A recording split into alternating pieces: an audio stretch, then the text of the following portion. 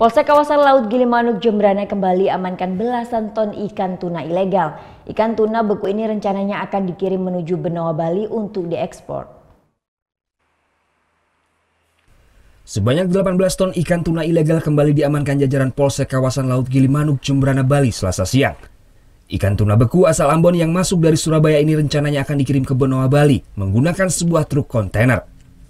Namun saat melewati pemeriksaan polisi di Pelabuhan Gilimanuk, sopir truk tidak bisa menunjukkan dokumen yang lengkap. Setelah digeledah, polisi menemukan sebanyak 18 ton ikan tuna beku. Diduga ikan tuna ilegal ini akan dikirim ke sebuah tempat pengalengan ikan di Pelabuhan Benoa, Bali untuk diekspor. Wakapolsek kawasan Laut Gilimanuk AKP Madekaton menjelaskan, kasus masuknya ikan ilegal ke Bali sering terjadi.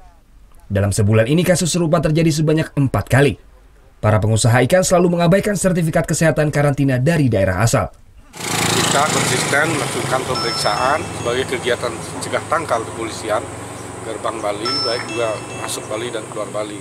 Pagi ini kita mendapatkan satu kontainer ikan tuna dari Surabaya menuju Benoa.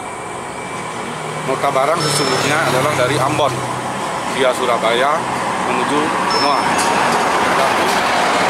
Dokumen yang tersedia hanya nota barang, surat-surat lain seperti karantina belum bisa ditunjukkan oleh yang membawa barang. Untuk itu komoditi ini kita amankan, selanjutnya secara teknis kita limpahkan nanti kepada yang membidangi, yaitu karantina ikan. Guna penyelidikan lebih lanjut, satu truk ikan tuna tersebut diamankan di Polsek kawasan Laut Gilimanuk Jembrana untuk selanjutnya akan dilimpahkan ke Balai Karantina Ikan Wilayah Jembrana. Putu Wijana melaporkan untuk NET.